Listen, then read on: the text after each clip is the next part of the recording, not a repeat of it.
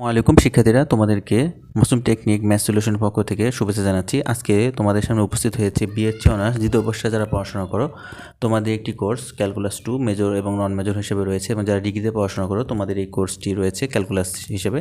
তো আজকে এই কোর্সের আলোকে তোমাদেরকে চ্যাপ্টার 4-এর চেইন রুলের যে অধ্যায়টা, সেখান থেকে আজকে উদাহরণ 21 নম্বর ম্যাথটি সলভ করে দেবো।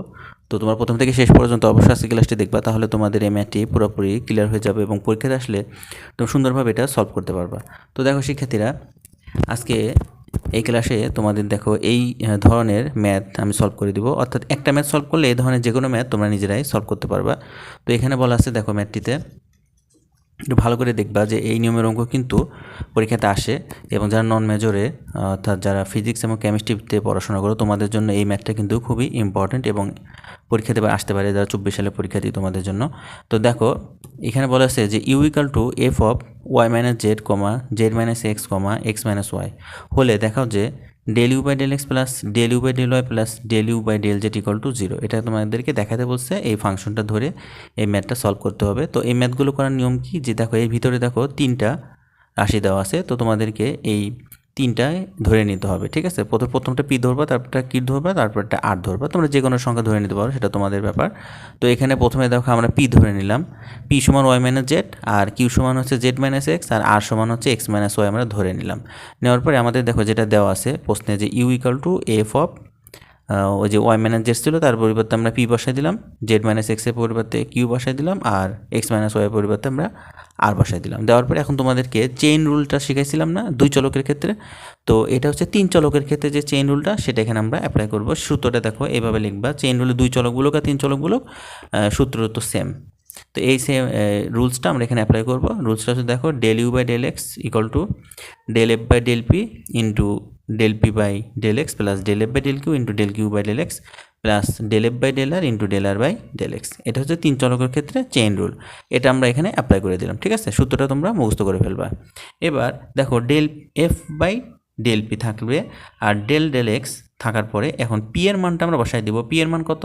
পি এর মান হচ্ছে ওয়াই মাইনাস জেড, এখানে বসাই দিচ্ছি। এখানে দেখো সেম, এখানে আমরা কিউ এর মানটা বসাবো, ডেল ডেল এক্স থাকবে, আর কিউ এর মান হচ্ছে জেড মাইনাস এক্স, এখানে বসাই দিয়েছি, plus del F by del R থাকবে, আর এই যে ডেল ডেল এক্স থাকবে, আর এর মান কত? আর এর মান হচ্ছে এক্স মাইনাস ওয়াই।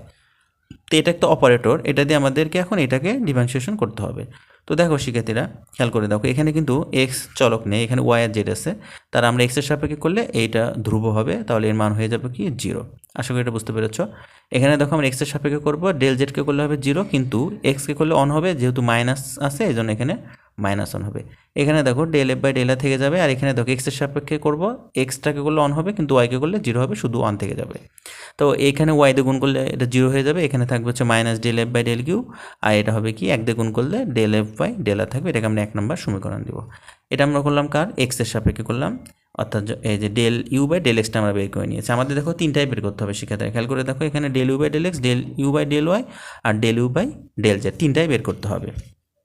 এখানে সিমিলারলি লিখলে হবে না, তোমাদেরকে এখানে 3টে বের করেই দেখাতে হবে।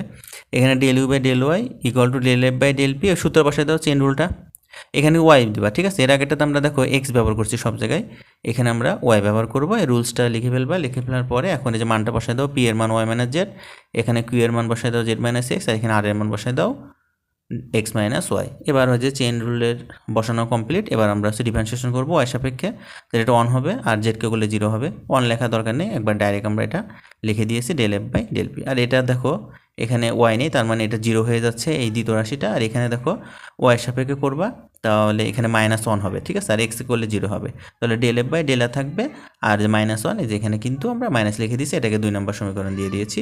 এবার আমরা জেডের সাপেক্ষে করব। দেখো শিক্ষার্থী একটু খেয়াল করে দেখো, যে del U by del Z লিখলাম, সূত্র বসাই দিবা, সব জায়গায় এখানে আমরা জেড ইউজ করব।